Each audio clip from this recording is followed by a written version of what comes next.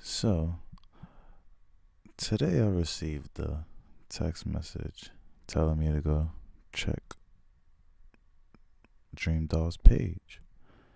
So I go check out the page, and there's no post. So I Google why there's no post. And to my surprise, there's this video.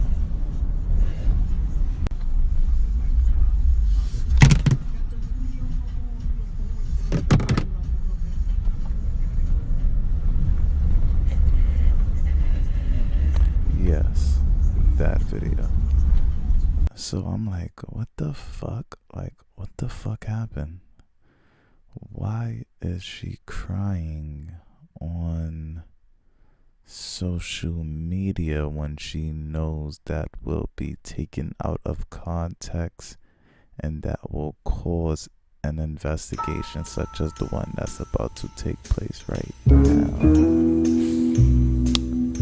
So I went digging, and this is what I uncovered.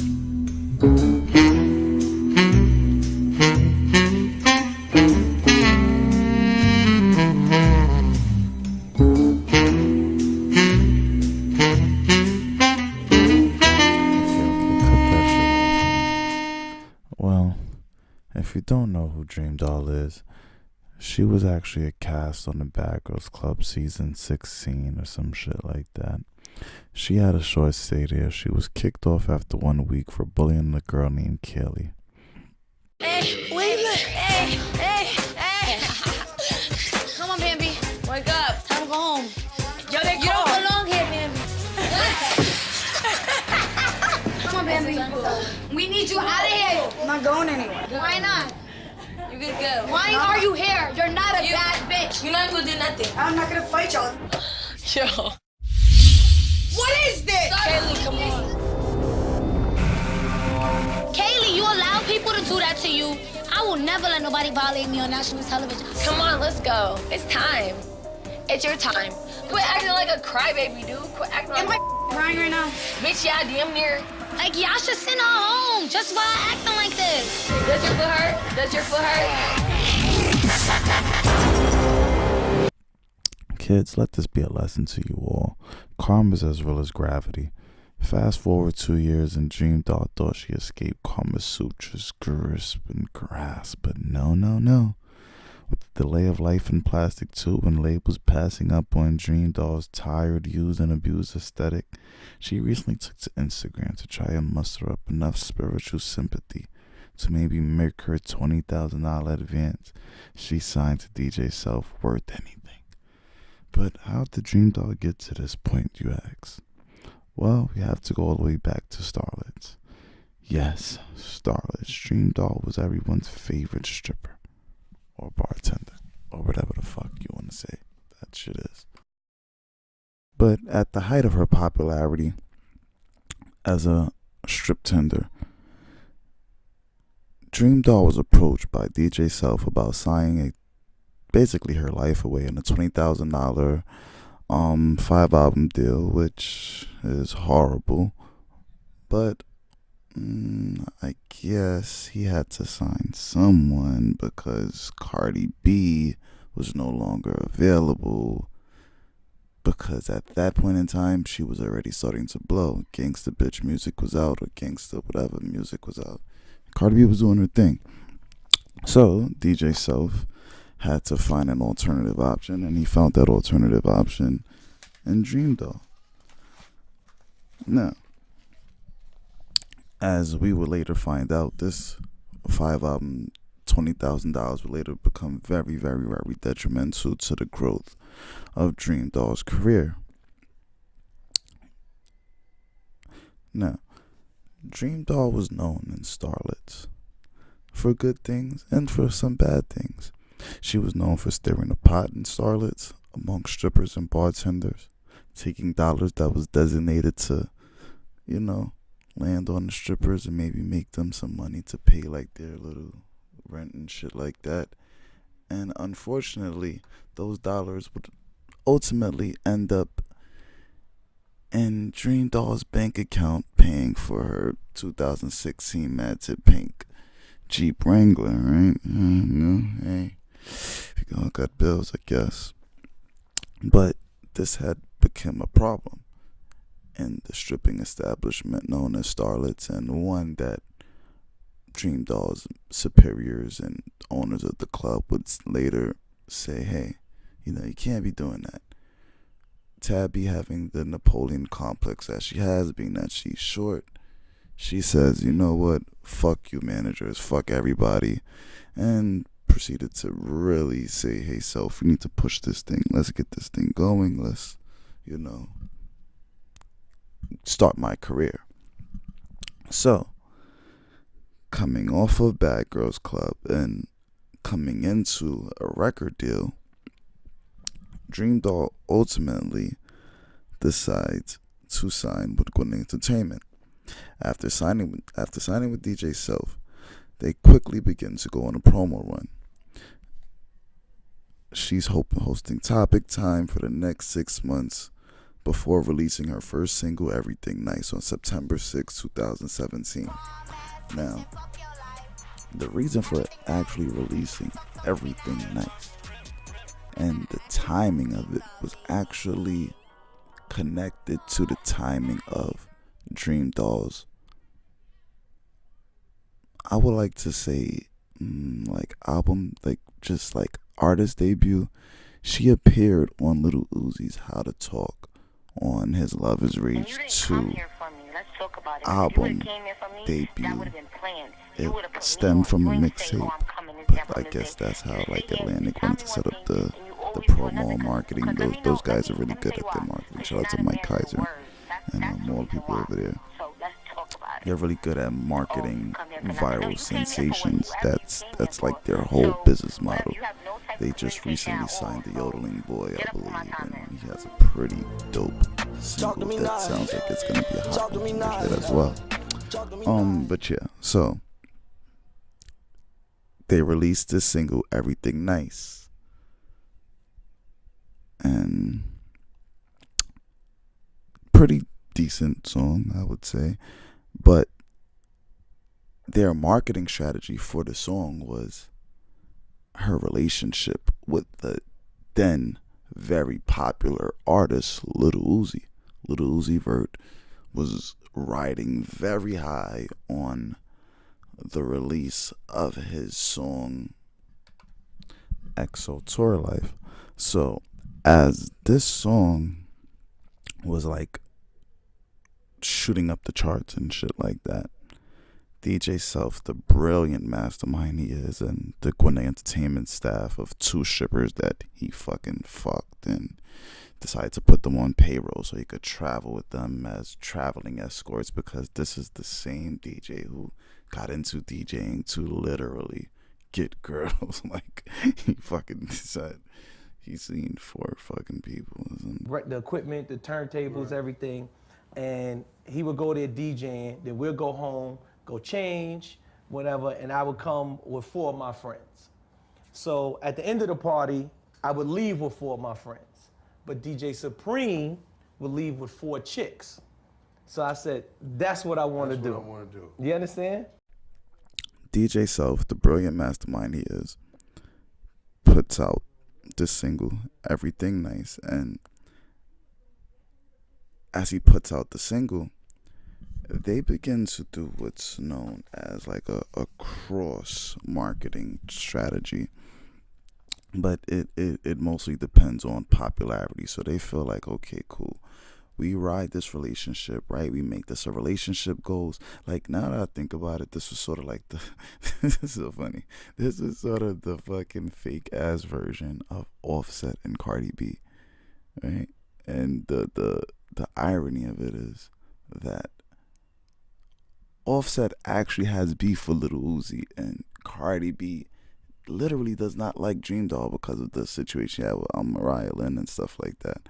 But since Cardi B is such in a celebrity stratosphere at this point, and DreamDoll is just in probably a mental health crisis because of her fucking opioid addiction and low self-esteem and just whole ass ways that she has. Yeah, that's how that cookie crumbled. But okay, we're not gonna spoil the fucking story. Now, after releasing Everything's Nice and writing the Little Uzi, whatever the fuck, Shade Room proceeds to, basically get more information on the situation, on this relationship between DreamDoll and Little Uzi Vert, to which Little Uzi Vert actually responded, "Who the fuck is that?" Like, literally and figuratively, who the fuck is that? I know people by their real name. Then proceeded to ask, Okay, what about Tabatha? I only know people by their real name. Nah, I ain't To dating which nobody. they responded, "Oh, No. Tabatha." And he said, "Okay, now really, who the fuck is that?" Like, no. But okay, cool. So, after the fact, Everything Nice, they're pumping it. As they're shooting episodes for Love and Hip Hop Season 8, the New York cast, to which DreamDoll gets her second shot at rebuilding her image, because prior to that point, she was looked at or portrayed as a bully because of what she had done on Bad Girls Club. And I think that was that's a righteous stigma, right? I think for that situation, like, just watching those early episodes was like, this is just insane. You know what I mean? Like, to actually put someone in a house where they're literally getting bullied on TV is insane. But I think, like, some things just shouldn't be for ratings. Like, some things just shouldn't be allowed on television. And even though, you could see things as somebody's head getting shot off or something like that, like, just the inspiration to try to inspire kids to bully someone that's clearly outnumbered in that situation, someone that was physically, when I mean physically, I mean, like, you could look at the girl's weight, right? She's literally skinnier than both of her opponents or bullies in that situation. That's very troubling to see. That's like, doing this video and watching that was very disturbing to me, because it struck a chord with me. You know what I mean? Like, I never really been bullied. I never bullied people, but it struck this chord of, like, how could you do that to someone to try to boost your celebrity? Because these girls going into Bad Girls Club, they feel like when they come out, they're going to be a celebrity, right? They feel like they're going to be a Jocelyn Hernandez or, a reality fucking H-list celebrity or some shit like that. And it's disturbing what some people would do to be a H-list celebrity. But hey, it is what it is, right? So I'm not going to fucking dwell on that so much more. So boom. So now she comes out, she drops Everything Nice. At this time, Bodak Yellow's climbing up the charts. It's at number 3. She drops Everything Nice September 6, 2017. By like September 18th, 17th, 16th, one of them fucking days, I don't fucking know when Billboard drops the fucking charts. They got Bodak Yellow hitting number 3. Bodak Yellow hitting number 3. Now Charlemagne is fucking eating Cardi B's pussy live on air, saying, "Everyone, please, this is a moment in hip hop. Please listen to the song. Please put it on repeat. Do what you gotta do. Get the song up to number 1." What happens? They get up to number 1. The power of Power 105.1, The Breakfast Club, right? And yeah, so it shoots number 1. Now DJ Self is truly inspired by what's taking place, and he truly has to emulate and replicate and duplicate, emulate the success of Cardi B, a girl who did not want to sign the $20,000 contract that DreamDoll actually signed, right? So, Everything Nice gets more of a push because DreamDoll ends up on Love and Hip Hop. The relationship with her and Lil Uzi starts to fizzle out. But the relationship with her and Tory Lanez starts to trickle in. See, there's a little backstory to the whole Tory Lanez DreamDoll thing, right? Because Tory Lanez is actually a friend of Bree Beauty, and Bree Beauty's actually the girl that taught DreamDoll how to rap, right? Because DreamDoll says, "Oh, I was in college, I was writing poetry." Bitch, you wasn't writing poetry. No fucking Herkimer College. Thank you. But she says she's writing poetry. She's not writing no fucking poetry. So I don't even think she even writes her own raps at this point, but that's neither here nor there. Boom. So Bree tells her to start to rap, and she raps, and she starts, doing this thing or whatever.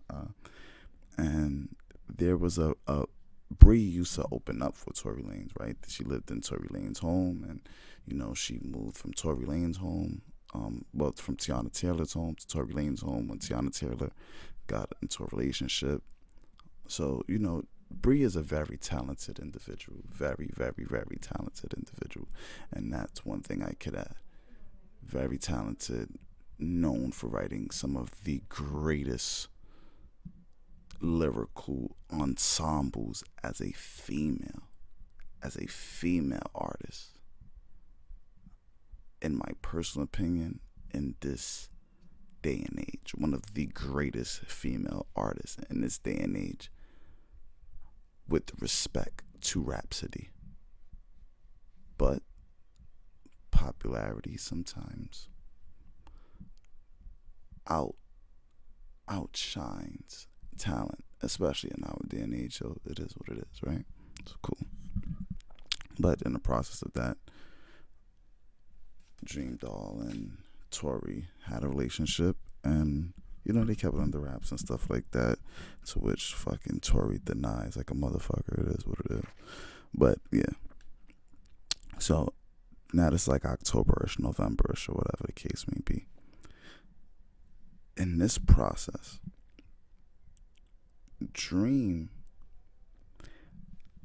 I think that Gwennon and Dream, they thought it would be better in like November-ish or whatever. They felt it better to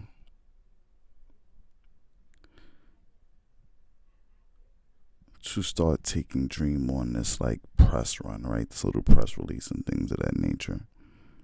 And on this press release, as they're like, gearing up to release Life in Plastic and stuff of that nature, as they're releasing these songs, they literally starts going with this like over the top porno aesthetic. Like, you could literally hear in a lot of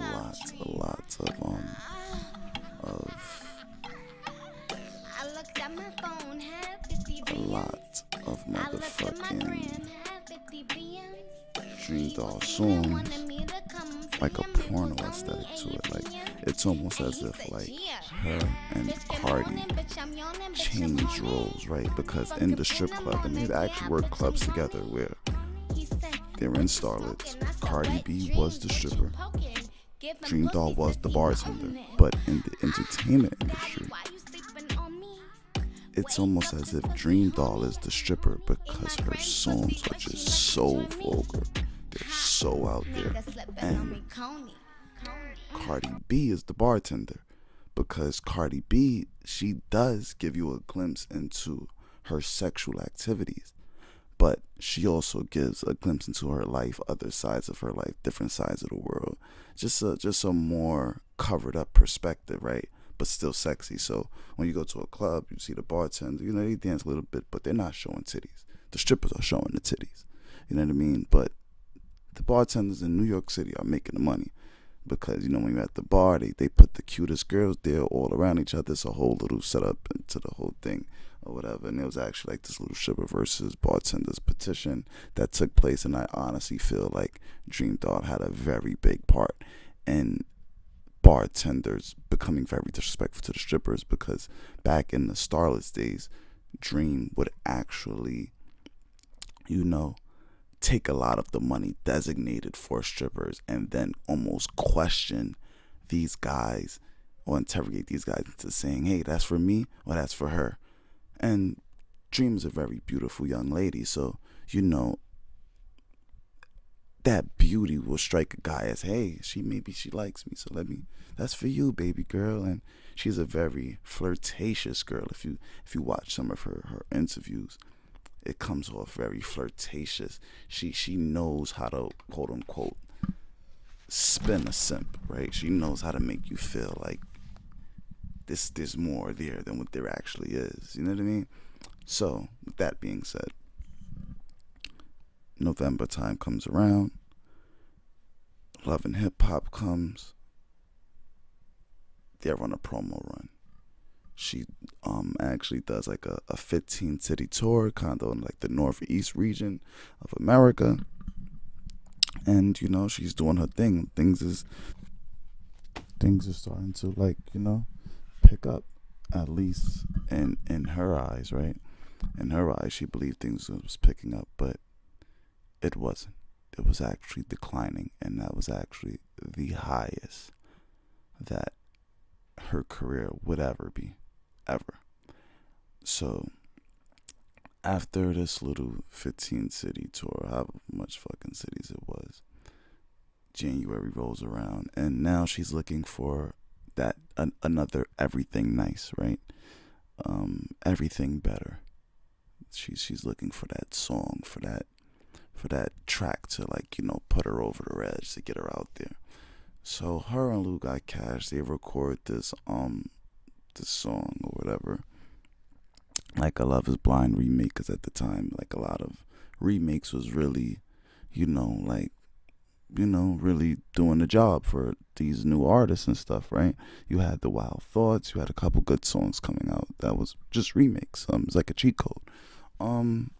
And it didn't work for her. It didn't work for her, it didn't work for Lou Got Cash. But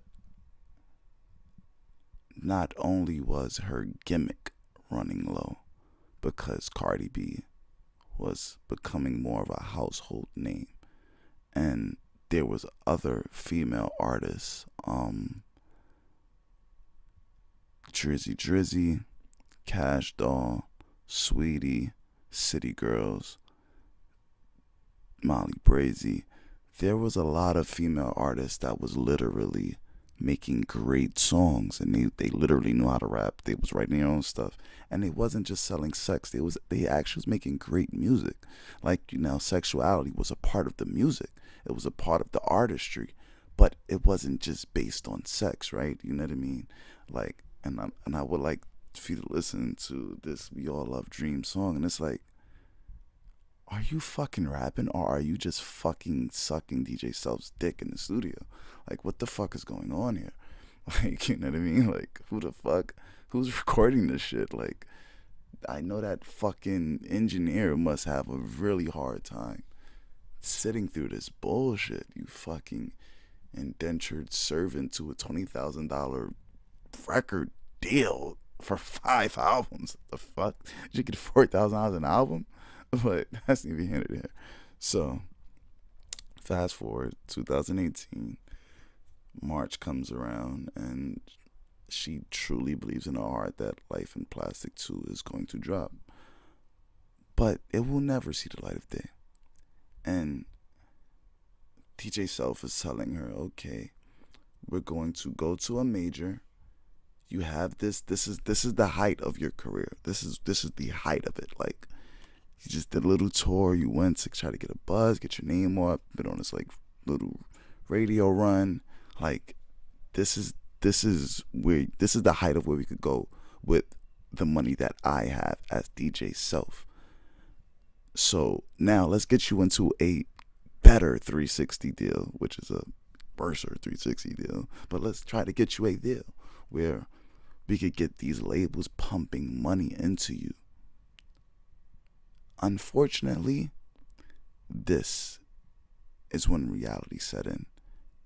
See, when you're around your independent label, such as Gwinnett Entertainment, that's signing you for ridiculously raping you prices, and you get this false sense of, I would hate to say a false sense of hope, but it's almost a false sense of reality that you're on the radio. See, she didn't work to get on the radio. She was automatically granted the opportunity to be on the radio for signing with Gwinnett Entertainment, right? Because DJ Self is a very prominent DJ on Power 105.1, which is a subsidiary of iHeartRadio, which just filed for bankruptcy due to I believe it was a leverage buyout they had. It's correct me if I'm wrong. iHeart Media had a leverage buyout, and I'm going into business right now, but iHeartMedia had a leverage buyout where the loan was secured by the debt. Now, follow me here. The loan being secured by debt is literally, okay, we're going to buy your company with the debts that you owe, which basically means, in other words, we're taking out money to purchase your company, and if you acquire more debts, we're just going to put your company into bankruptcy and take your entire company from you, which is like a corporate raider thing. Like, that's what they call it, corporate raiders, people who come and steal companies. It's this whole fucking business model. I'm not going to get into it. You could go see one of my great YouTube buddies, Company Man. He explains the whole thing. I'll probably fucking put a link to it in the bio. So boom. Now, you're signed to a DJ whose payroll is under a company that just applied for bankruptcy. Oh yeah, the shit goes downhill. But yeah, and March comes around and you start to see a change in the way things are done over there. More cash and more resources has been put into Lou Got Cash because he's a better artist. He's actually an artist, right? And you start to see the frustration in DreamDoll. You can see it coming through the post. You can see it coming through certain things, which leads up to the reality portion where they're going for record deals. They're going for a major. They're going for somebody to push them, and they can't get it. They're getting denied. They're getting no. They go to Epic. No. Def Jam. Hell fucking no. Then they go to Atlantic. Atlantic, this is the company that built their name off of viral sensations. They could do something with this girl, right? Cardi B, hell motherfucking no.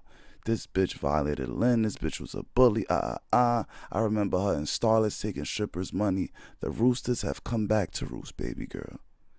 You ain't getting a job here. You ain't getting a record deal here. And you might not get it nowhere. This is why karma is as real as gravity, ladies and gentlemen. Because guess what? The bartender that took from the strippers, that took the money from the strippers, that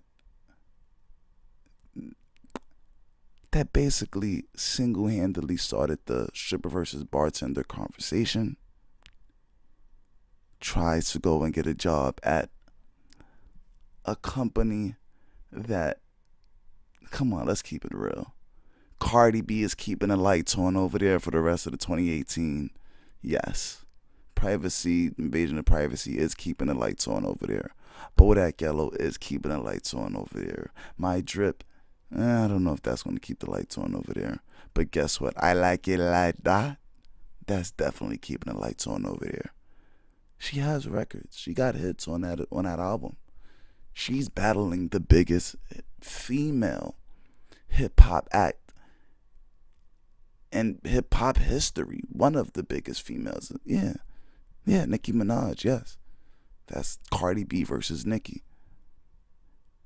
She could have got DreamDoll a job there. She could have got them that record deal. But she's not going to do that. She got Mike Kaiser in her pocket.